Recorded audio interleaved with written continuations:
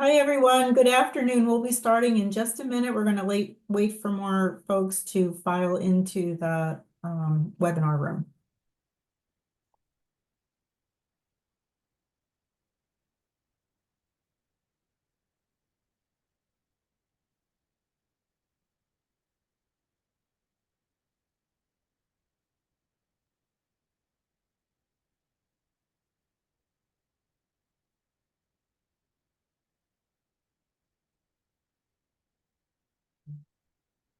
Hi, everyone. We'll get started in just a minute. We're just waiting for more folks to log in.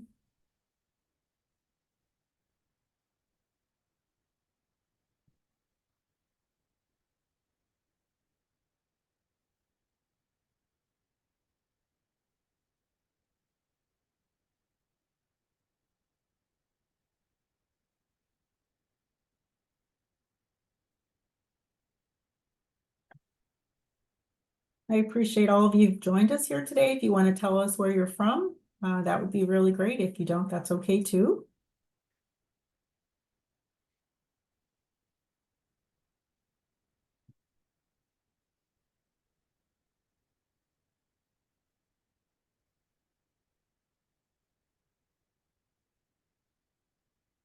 All righty, we'll just go ahead and get started. Hello, everyone. Thank you for joining us here today. I'm Linda Mitchell, CEO for Allergy and Asthma Network. Welcome to this afternoon's webinar. We're in to hear a really interesting discussion about remission of asthma with Dr. Michael Blaiss as today's presenter.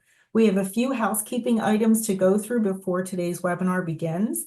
First, all participants will be on mute for the webinar. We will be recording the webinar and post it on our website within a few days after today's session. You'll be able to find that webinar on our website on the homepage if you just scroll down where we keep all of our recorded webinars following their completion. You'll also see upcoming webinars as well. This webinar will be 1 hour in length, and that will include time for questions at the end. But you can put your questions into the Q&A pane at any time, and we'll go through and keep track of them so we can ask them later on. The Q&A pane is at the bottom of your menu. There's also similar chat box. Put your questions in the Q&A. We will get to as many questions as we can before we conclude today's webinar. This is an advances webinar. It's a partnership with the American College of Allergy, Asthma, and Immunology. The ACAAI offers CMEs for physicians in attendance and credits for all others. You can create a free ACAAI account and obtain CME or an attendance certificate through the member portal for the advances webinars. All attendees also can have a certificate of attendance. If you'd like that, we'll drop a link in the chat and also follow up with an email and give you the link to it as well there. A few days after the webinar, you'll receive an email with supplemental information and a link to download the certificate of attendance. And we'll try to also, like I said, add the certificate of attendance link in the chat. So let's get started. Today's topic is remission of asthma. What is it? Can it be obtained? With the introduction of new therapies for asthma like biologics, achieving disease remission has become a new goal for treatment and classifying asthma control in its transition. In December 2023, the Annals of Allergy, Asthma, and Immunology published a consensus statement between the American College of Allergy, Asthma, and Immunology, the American Academy of Allergy, Asthma, and Immunology, and the American Thoracic Society to update the definition of clinical remission of asthma. It is my pleasure to introduce our speaker, Dr. Michael Blaiss. Dr. Blaiss is a clinical professor of pediatrics at the Medical College of Georgia in Augusta, Georgia, an allergist at Good Samaritan Health Center in Gwinnett, or in Norcross, Georgia. He received his medical degree from the University of Tennessee Center for Health Sciences and did pediatrics at the University of Tennessee Bonheur Children's Medical Center in Memphis, and completed a fellowship in allergy immunology at Ochsner Medical Foundation in New Orleans. He is past president of the American College of Allergy, Asthma, and Immunology. He has also served as treasurer of the American Board of Allergy and Clinical Immunology, is a past member of the board of directors of the World Allergy Organization, and past president of the Tennessee and Louisiana Societies of Allergy, Asthma, and Immunology. Dr. Blaiss was executive medical director of the American College of Allergy, Asthma, and Immunology until recently. Dr. Blaiss has published over 200 peer-reviewed articles and presented at more than 500 meetings and seminars throughout the world. So we're in for a real treat today. Thank you for being here, Dr. Blaiss. I'm going to turn it over to you. Thank you, Linda. Thanks for that kind introduction, and welcome everyone. Thanks for joining me on a subject that I'm very passionate about, and that in fact is remission in asthma. So these are my disclosures for this particular lecture. And I have 3 learning objectives that I want to try to cover today with you. And one, and very importantly, is understanding the differences between the term asthma control, which is what we've been using for numerous years. And now we're starting to see in the literature the term for asthma remission. And with that, I think it's very important for all of us to understand that there are, in fact, different definitions of remission in asthma. And one of the key points I will be covering is there is no complete consensus at this time worldwide exactly what do we mean by remission in asthma.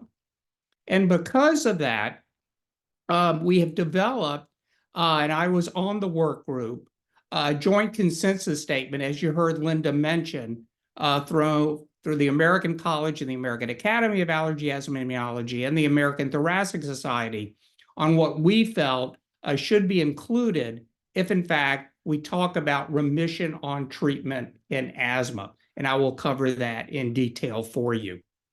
So let's first start talking about asthma control, because that's what we've been talking about with our patients basically since the 1970s. And with that, the reason we started to understand about asthma control is understanding that asthma is a chronic inflammatory condition of the airways. And if, in fact, we can control the underlying inflammation, we can decrease symptoms, exacerbations, and improve patients' lung function. And really, we started understanding this with the use of inhaled corticosteroids in the 1970s. And that's when we started seeing the term asthma control. And you may be very familiar with, over on the right here on the slide, rules of 2. And I still, in fact, use this in my clinic situation. So they ask these 3 questions. Do you take your rescue inhaler for asthma symptoms more than 2 times per week? Do you wake up at night with your asthma symptoms more than 2 times per month? And do you refill your rescue inhaler more than 2 times per year? And again, if you answer yes to any of these, then in fact your asthma is not under control. Now, we also have through the GINA guidelines. So GINA, as many of you may know, is the Global Initiative in Asthma. This is a group of clinicians, others that are involved in asthma management throughout the world, who put together a monogram on a yearly basis, including the most updated guidelines in the management of patients with asthma. And for a long time, they in fact have talked about asthma control. And as you can see here, they mention that the level of asthma control is the extent to which the manifestations of asthma can be observed in the patient or have been reduced or removed by treatment. And they talk about asthma control, in fact, in 2 major domains. One is what's going on presently, and that is symptom control, but very importantly, future risk of adverse outcomes. So if we look at the GINA monograph, this comes from them, and this is their assessment of asthma control in adults, adolescents, and children down to the age of 6. And first, we look at symptom control, and it asks what's happened over the past 4 weeks. So there are 4 questions here. Do you have daytime symptoms more than twice a week? Nighttime awakenings due to asthma? Have you been using a reliever for symptoms more than twice a week? Any activity limitations due to asthma? And if you answer no to all of these, then you're well controlled. If you answer yes to one of 2 of these, you're partly controlled. And if you answer yes to 3 or 4 of these, in fact, you're uncontrolled. And this has been, I think, the definition most of us have been using. Now, they also talk about risk factors for poor asthma control. So in other words, future risk. And one of the things they stress here is monitoring pulmonary functions after patients are placed on controller therapy, looking at the FEV1. And the reason they stress this is we know the lower the patient's FEV1, the more risk for a subsequent asthma exacerbation. So with that, let's move on and talk about the subject for today. And that, in fact, is remission. So I'm sure you're familiar that the term remission has been used in many different disease states that are commonly seen in our patient population. So probably the most common way we hear remission used in a disease, and that in fact is cancer. So you see this definition from the National Cancer Institute, where remission is a decrease or disappearance of signs and symptoms of cancer. And they talk about partial remission, they talk about complete remission, and in complete remission, all the signs and symptoms have disappeared, but cancer may still be in the body. Also, we have a definition for remission from the American Diabetes Association related to type 2 diabetes. So they talk about remission as being defined as a return to the hemoglobin A1C to less than 6.5%, either that occurs spontaneously or following intervention, or persists for at least 3 months in the absence of usual glucose-lowering pharmacotherapy. And the one I want to stress today is the one related to rheumatoid arthritis, because as we'll see in a second, it, I think, relates more toward asthma. So this definition, as you can see here, talks about 1 or fewer swollen joints, 1 or fewer tender joints, has the patients rate the activity of their disease. Also,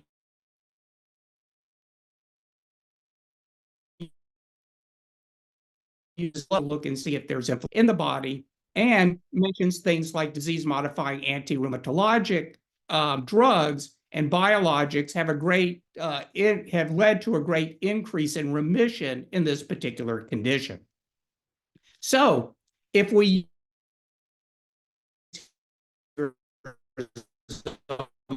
model on how to achieve remission in asthma, let's compare the two. So we know rheumatoid arthritis is an incurable inflammatory condition. We can say the same thing for severe asthma. When we talk about rheumatoid arthritis, we have disease progression that occurs in these patients, and they get irreversible joint damage and visible disability. And again, we know in severe asthma, we get disease progression that can lead to fixed obstructive lung disease, irreversible lung decline. And this can lead, as we know, to significant disability in our patient population. And in rheumatoid arthritis, we mentioned they have multiple targeted therapies that can lead to a realistic goal of clinical remission. We now have in asthma several targeted therapies out there. And the question is, do these agents, in fact, possibly lead to remission in our patient population suffering with asthma? Now, when one goes through the literature and sees different types of remission in asthma, and the one we're going to key on today, because it's the one that is most commonly seen in the clinical studies out there, is clinical remission. And this could be on or off therapy, but in most cases, it is on therapy. And generally, this definition talks about no symptoms, no exacerbations, normal lung function. Also, you may see in the literature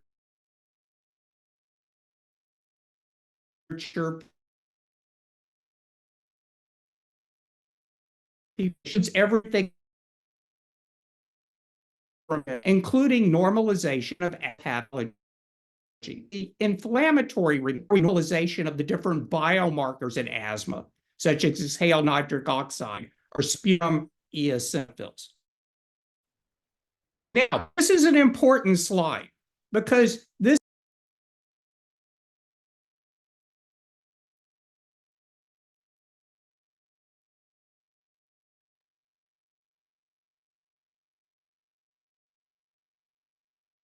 Dr. Blaiss, we missed you. We lost you for just a minute. I don't know if your internet connectivity is a little off. And you're on mute.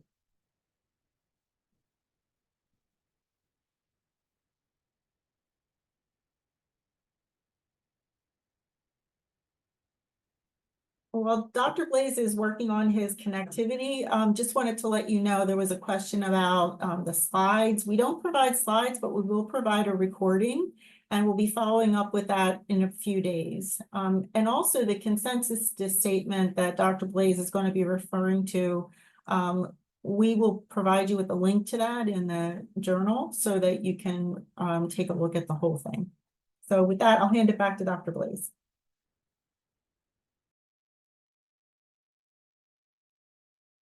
Okay. All right. Sorry about that. Not sure what happened there. So going back to the slide, how do we assess remission in asthma? Because now we're talking about, what things do we do to define it? And one is clinical symptoms. Okay. So how long do you have sustained absence of symptoms? So some of the definitions we see are 6 months, some are 1 year, some are longer. So you have to know that. One is the use of validated instruments in asthma control. So are they using the ACQ, which is the asthma control questionnaire? And then what score are they using? Are they using less than 1.25 or less than 0.75? Less than 0.75 is a higher standard. So probably less patients would, in fact, fall under a definition of having remission. And does it measure use of bronchodilators or not? We know that in asthma control, we measure use of bronchodilators.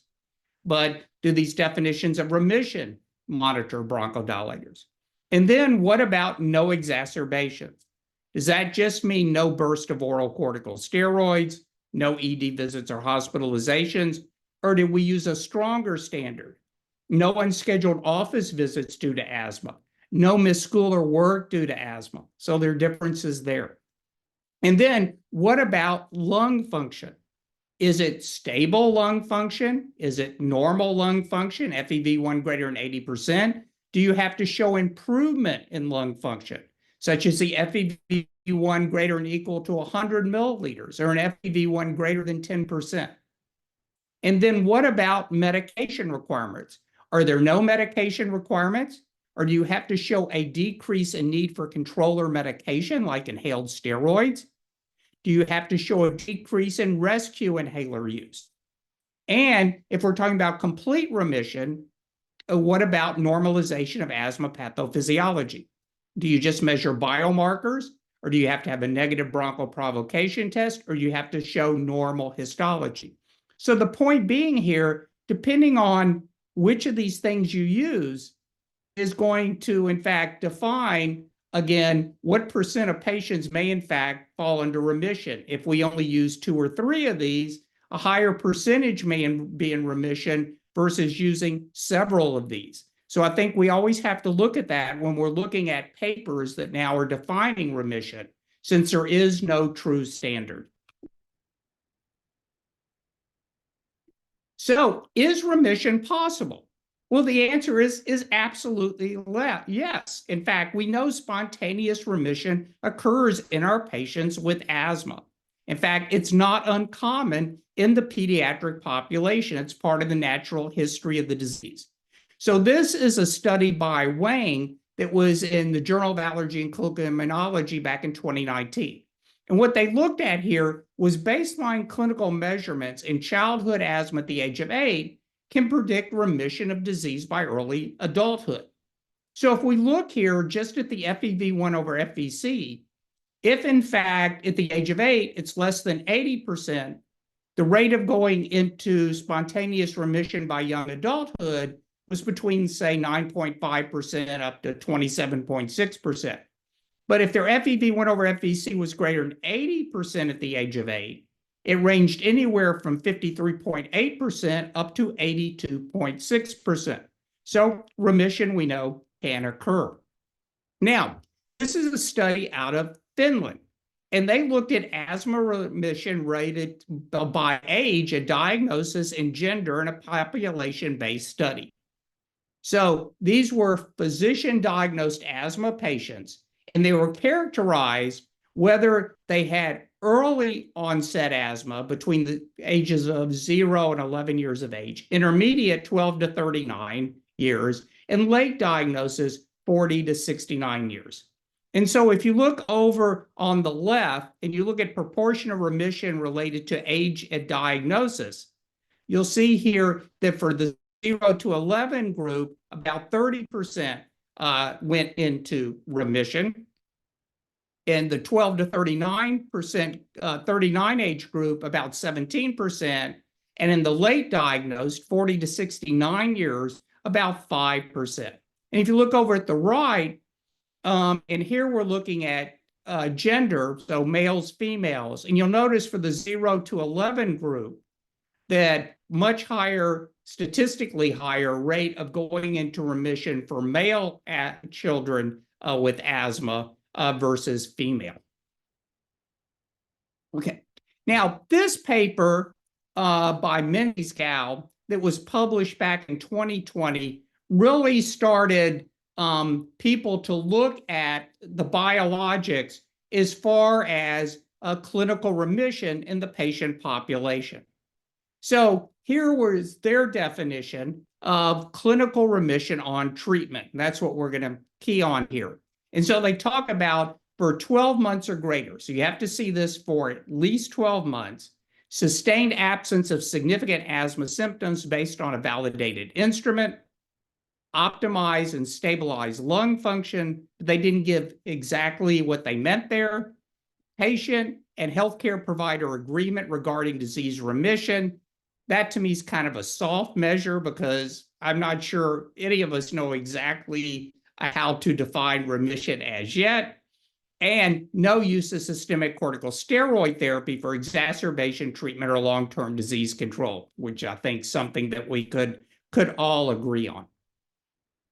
Now, what we've seen over the last few years is numerous countries, different societies in these countries, pulmonology, allergy, that in fact have developed definitions for clinical remission. And this is not the whole list, but I put it on here. There are 5 of these here: Germany, Spain, Italy, Japan, and the US guidelines that we'll talk about in just a minute. So you can see here, they look at symptom assessment. And again, you can see differences here where Germany, Spain, it says absence of symptoms. If we go over to Italy, they use the ACT and the ACQ. Japan uses a very high standard of the asthma control test, a greater than and equal to 23. And as I'll talk about for the US guideline that was published, can use any of these 3 validated instruments, the ACT, the AirQ, or the ACQ with the higher standard of less than 0.75. Lung function, some of these had to be stabled, others said they had to be optimized, all agreed on no exacerbations, no oral corticosteroid use. And as you can see for the US one, and I'll talk about this in more detail, we added several other things like no missed school or work, no higher than low medium dose inhaled steroid, less than or equal to 1 time per month.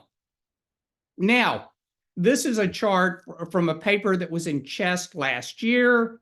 These are looking at different biologics and then multiple biologics. And these are all post hoc analysis from a lot of their phase 3 or open label extension studies out there. And what we see here, if you look at absence of symptoms, again, you see different standards being used as far as validated instruments. If we look at optimized, stabilized lung function, some are using FEV1s greater than 80%. Some are showing you have to show a 100 milliliter increase in your FEV1. Some are not using any lung function data. All have no exacerbations, no oral corticosteroid use.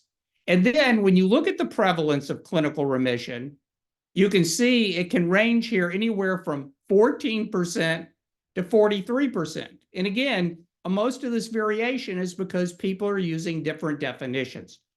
In just a second, I will show you the 2022 Danish registry where the prevalence of clinical remission was in fact 19%. And I think it's one of the best studies that's been done so far.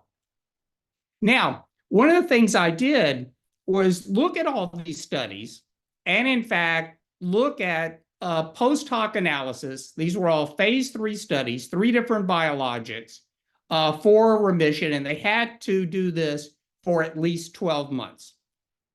So if we look here for first asthma control, you'll see that benzorilimab and tezepelumab used a higher standard for asthma control than dupilumab. So that's going to have a difference. Then if we look at lung function, we can see that benzorilimab, you had to show greater than 100 milliliters improvement.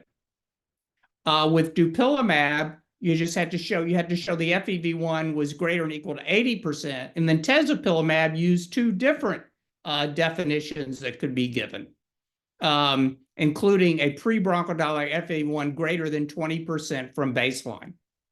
When we get to the no oral corticosteroid use and exacerbations, again, none of these patients at baseline were on maintenance. They didn't use any steroids, had no severe exacerbations for a year.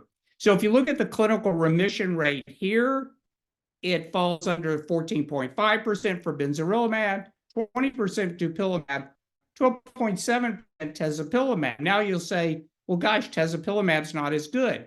But they added another measure. They added the healthcare professional and patient assessment of severity.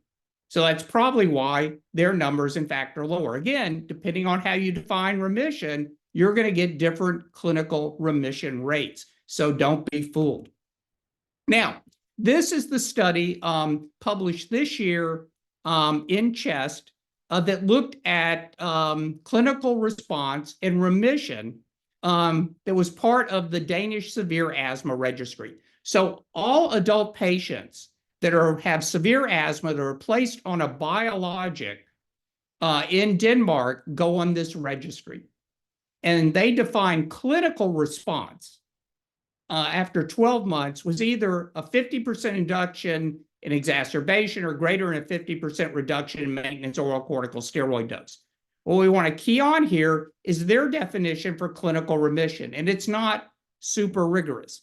It is cessation of exacerbations and maintenance of oral corticosteroids, normalization of lung function, FEV1 greater than 80%, and the ACQ at that lower standard of less than 1.5. Okay, so let's look at some results here. Let's look at the pie charts at the top here. So we had approximately a little over 500 patients that were placed on biologics in this registry.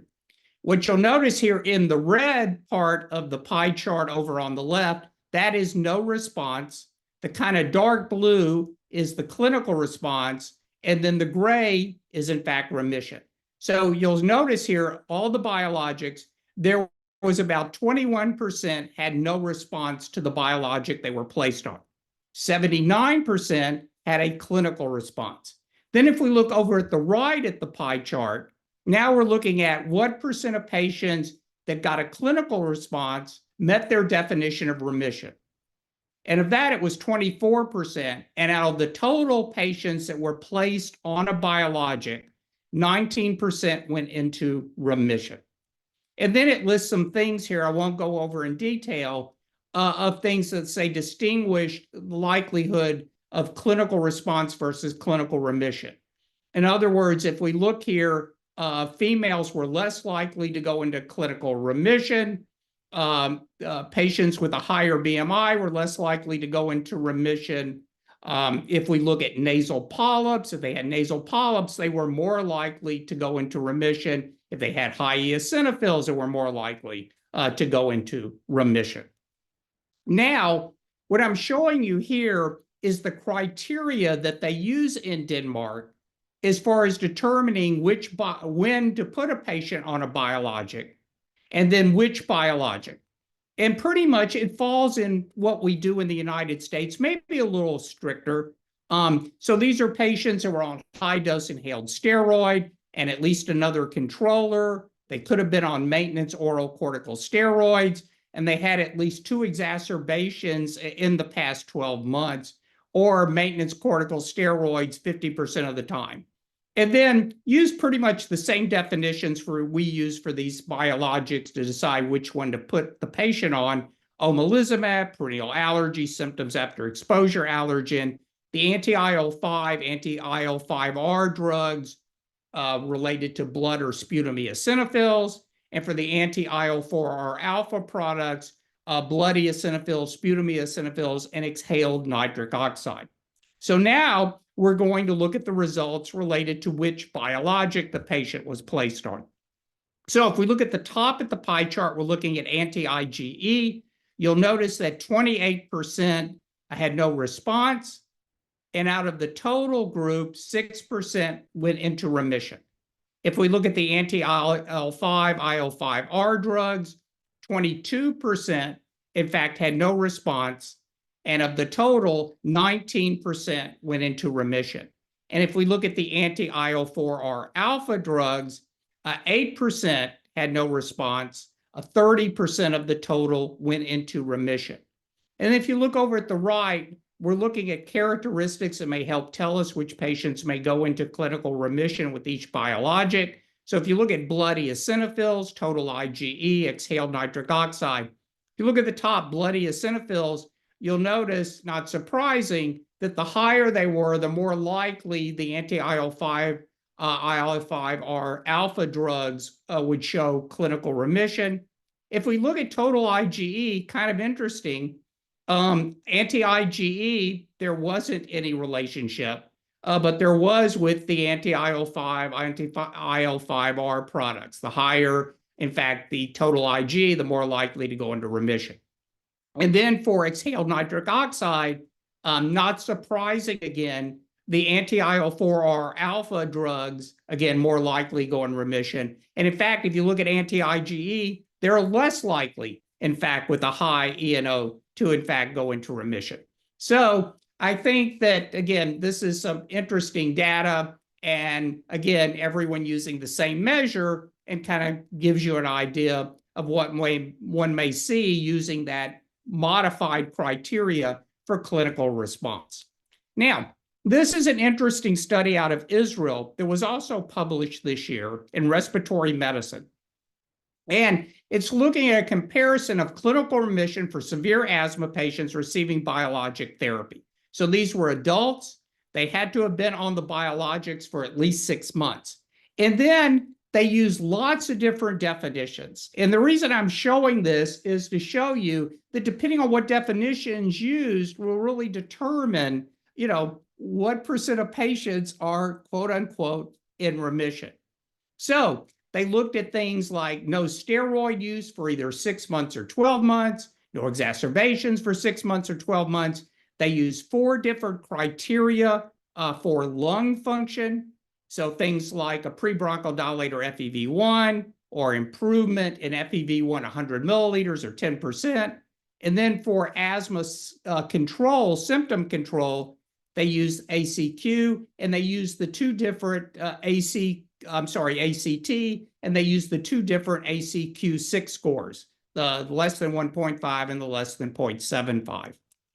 Now, these were the treatments that were used: mepolizumab, dupilumab, benzorilimab, omalizumab, and resilizumab. And what they saw here was that 31 of these patients, 12 patients, or 31% of these patients had received at least 1 biologic before the current, and 3 had had 2 different biologics previously.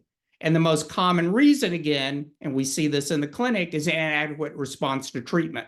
And that was 83.3%. So again, kind of like what we saw from the Danish study. Now, this is looking at these different criteria and what percent of the patients met that criteria for remission. So you'll notice if you look at no corticosteroid use, the top one, number 1, if it was 6 months, 79.5% made that as far as remission. If you go to 12 months, though, it drops to 74.4%. You see the same type of thing for exacerbations if you look at just 6 months versus 12 months. Again, less at 12 months. And then if you look at lung function, you'll see a big difference here.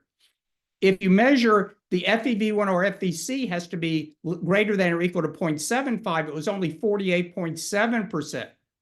If it was FEV1 improved by greater than 100 milliliters, it was 76.3%. And then if you look at symptom control, you can see here, look at 4B and 4C. 4B is the lower standard for the ACQ, so that was 53.8%. But if you use the higher standard for ACQ, it drops that to 38.5%.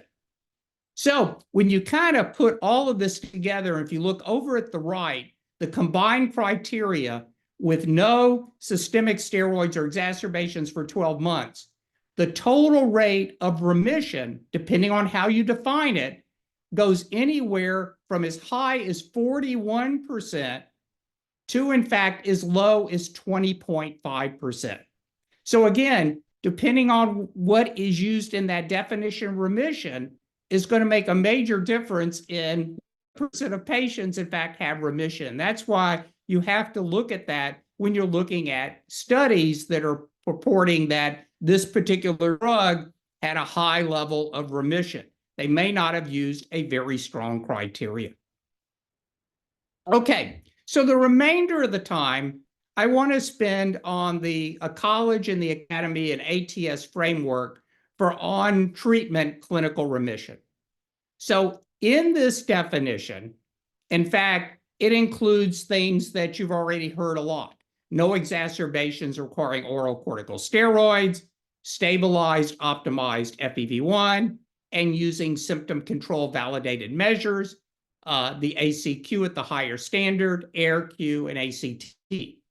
But also, we felt that if remission has to be a higher standard than control. And so we added several other things that we think should be added. And that is, patients should not still have to have high-dose inhaled steroid, which can have side effects. So low to medium dose inhaled steroid. Also, if they're really under control or under the best control, they should, and be remission, they should not be missing days of school or work, and they should rarely need the use of a reliever treatment. So why did we develop this consensus statement? And the reason is that we felt that it had to be of the professional medical societies that do this. The FDA doesn't have any plans to do one.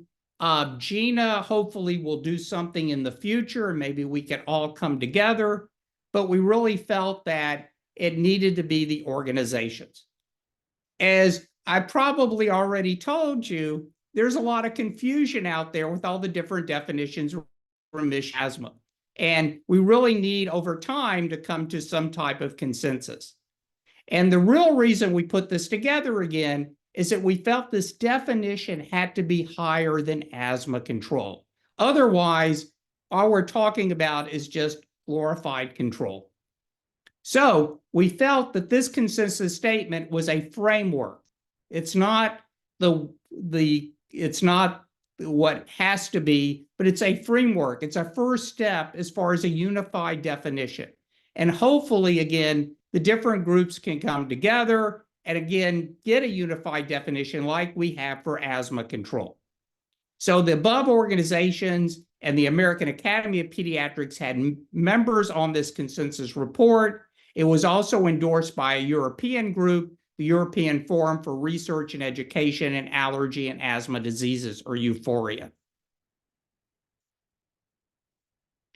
So how did the work group come up with the 6 criteria? So we used that modified Delphi approach. We all worked together and going back and forth and developing definitions and then getting at least a consensus of the members to agree to it. So there were 2 things that was unanimous, and that was no exacerbations requiring physician visit, emergency care, hospitalization, steroid use for asthma. The other thing that's not in the other remission definitions that you've seen, again, is this no miss school or work over a 12-month period due to asthma-related symptoms. And we really felt that was important because, again, we want a higher standard than just control.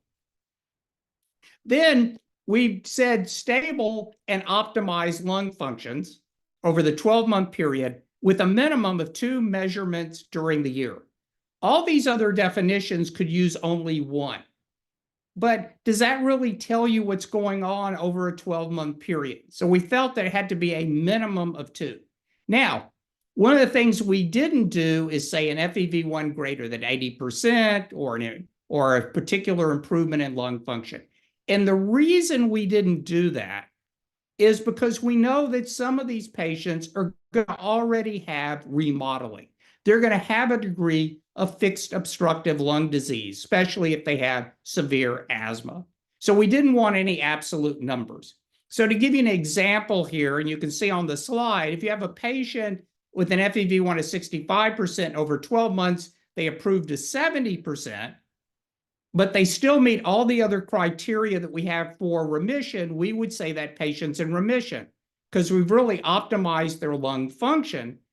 They just have an element of fixed lung disease.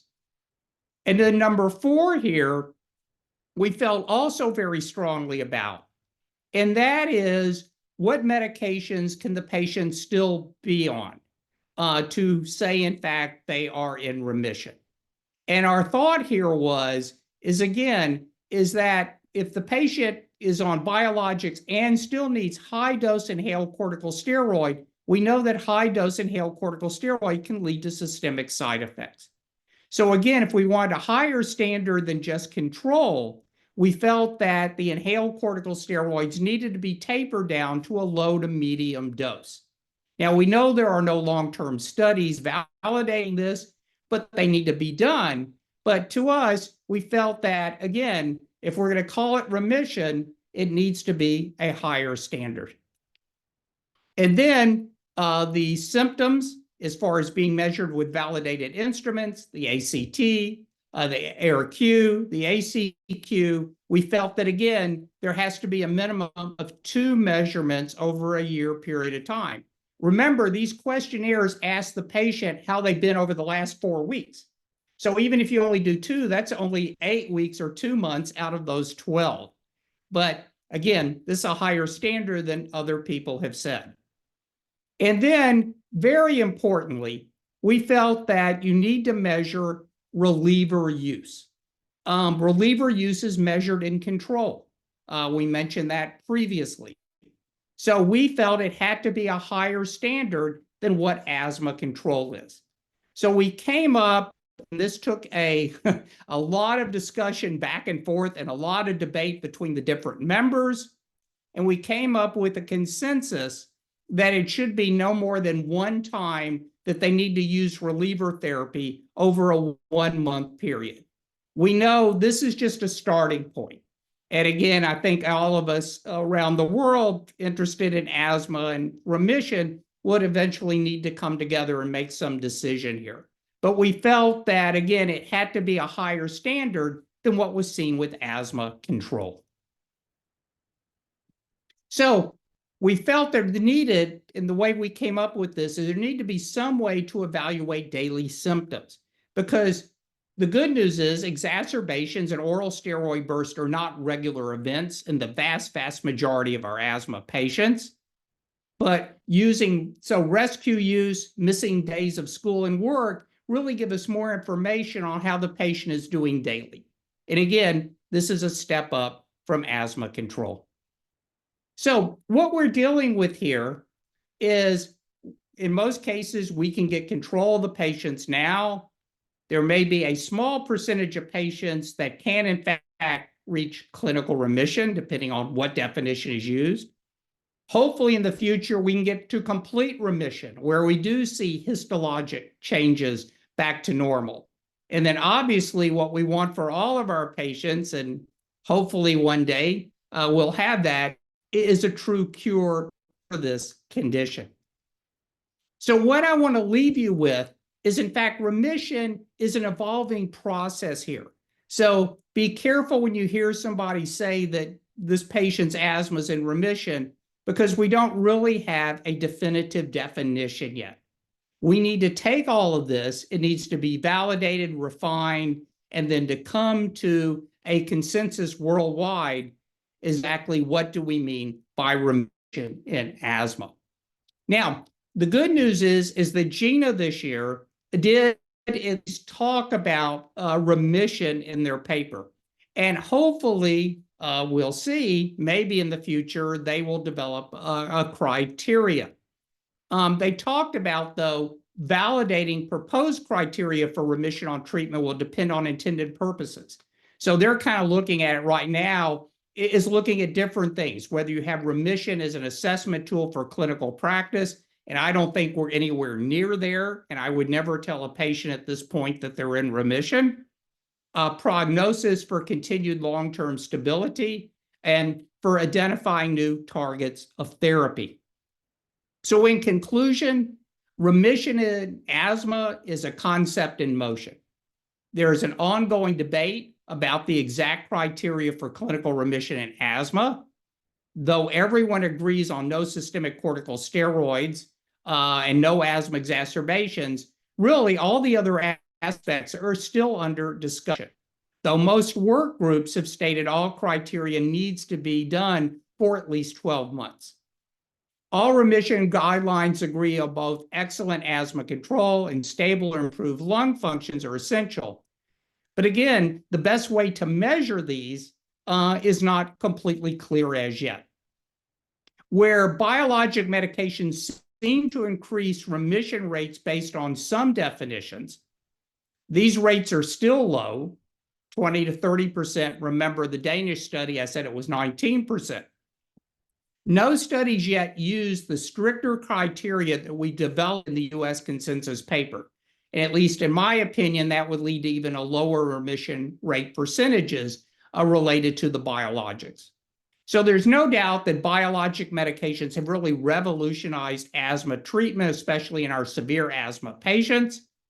But I think it's very important to realize that they alone are not a guaranteed path to remission, let alone a complete remission. We need even better treatments for our patients with asthma, and much more research is needed in remission for all of our patients that are suffering with this condition. So I'm going to stop there. I apologize for the interruption we have, and I'm happy to answer any questions. Thank you. Thank you, Dr. Blaiss. That was really a wonderful presentation about some exciting opportunities to have asthma remission when it wasn't possible in the past. So, we do have some questions, and I have a feeling once we get started, some more will come in. One of them, the first one we had was, thank you for your insightful presentation. I noticed that exacerbation informs a lot of the definitions. Are exacerbations consistently defined or assessed by different clinical societies, clinicians, and researchers? Yeah, that's a wonderful question. And generally, we're talking about most of these definitions are using severe exacerbation, where in cases where patients are ending up requiring a burst of oral corticosteroids, or they end up in the emergency department and end up requiring corticosteroids, or they're hospitalized. Now, the US consensus, because we added rescue treatment, would be even what you would consider a mild exacerbation. So again, all of this needs to eventually be worked out. So, but if you look at the biologics and the studies, there have been the post hoc analysis, those are all severe exacerbation. But we felt that any exacerbation requiring albuterol was significant and would, if it was more than once a month, would lead to the patient not, in fact, having remission. Okay, great. Thank you. Next question. Is it possible for a patient with asthma who smokes or vapes to obtain clinical remission? Is there a definition statement on this? Could it be helpful or motivating to those with asthma to quit to help increase their potential for experiencing remission? Yeah. So one, there's no definition or anything like that in the consensus statement or from any of the other countries that I've seen.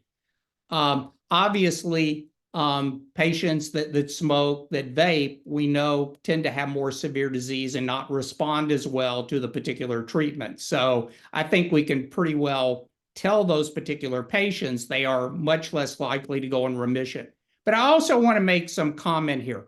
I would never use, and I said this before, I would never use at this point in time remission in an asthma patient in the clinical situation. One is we don't have a true definition.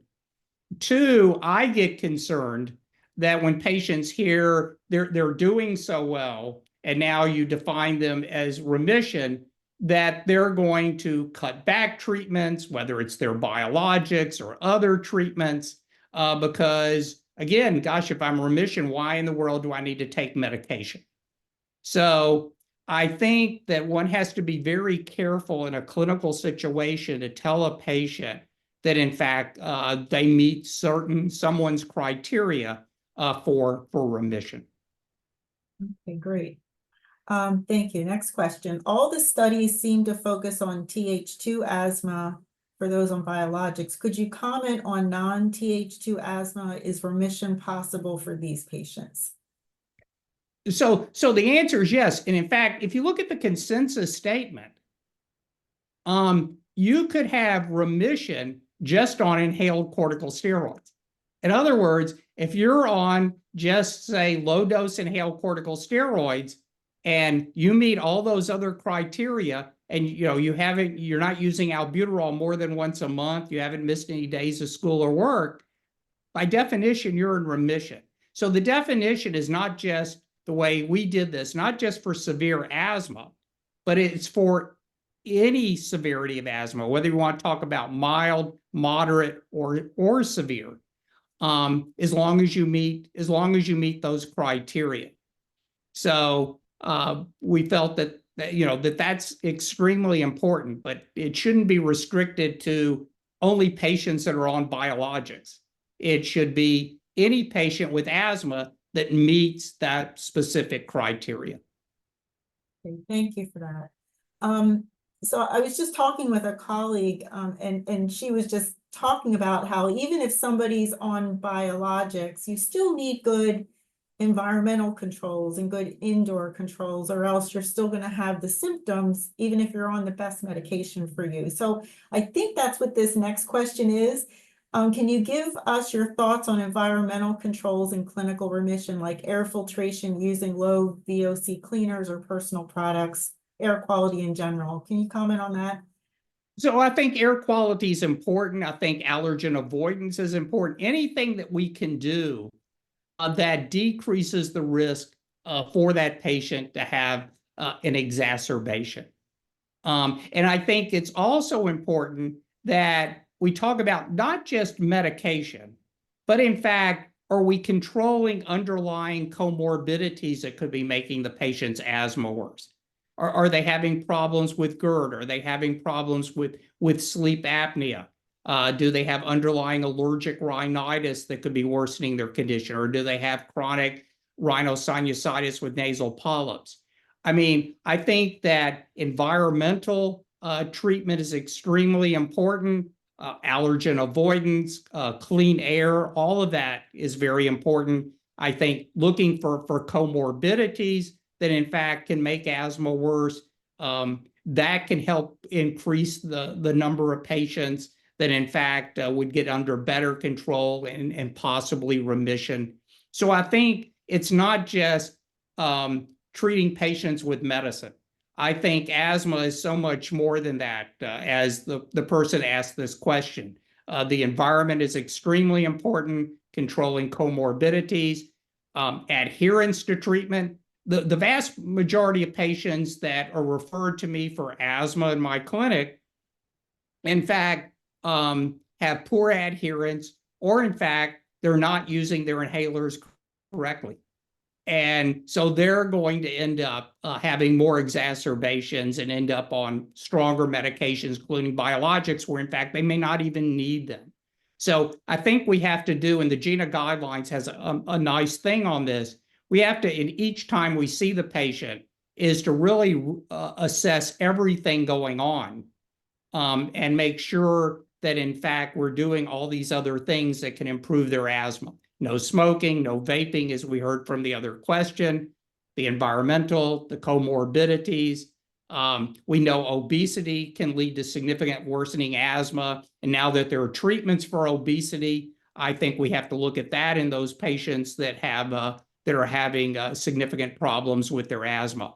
All of that, along with treatment, needs to be done to get optimal improvement in our patients.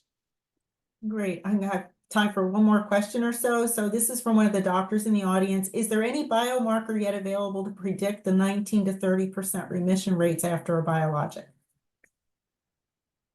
So we know from the Danish study, there's also a German study that generally the higher the ENOs are, the higher the exhaled nitric oxide, those patients tend to have a much higher rate of going into remission with one of the type 2 biologics, because they are very type 2 types of patients. But it's by no means 100%.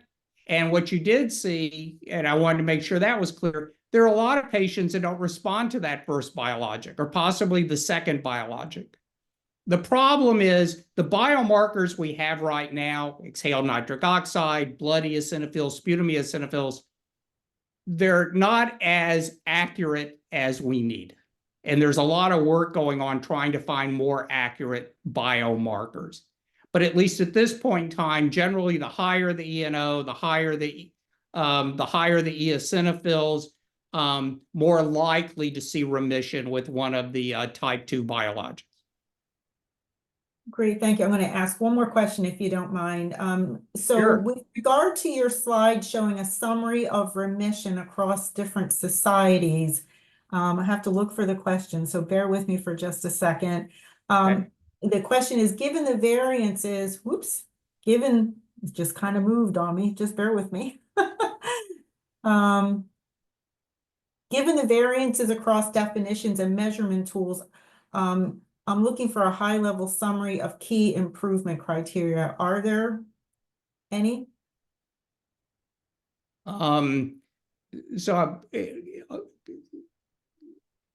So as far as for all those countries, they've all published exactly what all their criteria is. And so what I did on that chart, it's just a very quick summary. And some are not as detailed as others, where they kind of leave they don't give an exact objective definition. We see that with lung function at times. We also see that with in certain cases with symptom control. So I think if you're reading a paper and they talk about remission, what you've got to do is go to the methods, and you've got to see what criteria they're using for remission and what standards are they using for validated instruments in lung function. Because you can't compare one paper's definition of remission with another's and say that this biologic gets a higher remission than Johnny's biologic. And I think that that's leading to a lot of confusion out there. And until we really have a true standard, I think one has to look at all of this with a jaded eye till we have one. Well, thank you so much. So I'm just going to summarize by the last comment that came in on chat. This was a fantastic and important presentation and discussion. And there were similar comments that came in along the way. So just want to give you just a big thanks for taking the time to share this important information with us. And with that, I'm going to say we're going to move on to just tell you about the next webinar. It's going to be Vaccines, New Developments, and How to Address Vaccine Hesitancy with Dr. Purvi Parikh. So please plan on joining us on December 5th for that. And for those of you who would like to learn more about COPD in the Hispanic Latino community, we have one of our Unidos Hablemos virtual conferences on December 4th. We'll send you information about that as well. So on behalf of Allergy and Asthma Network, I want to say thank you for joining us here today, and we'll see you next time. Thanks, Dr. Blaiss. Really appreciate it. Thank you.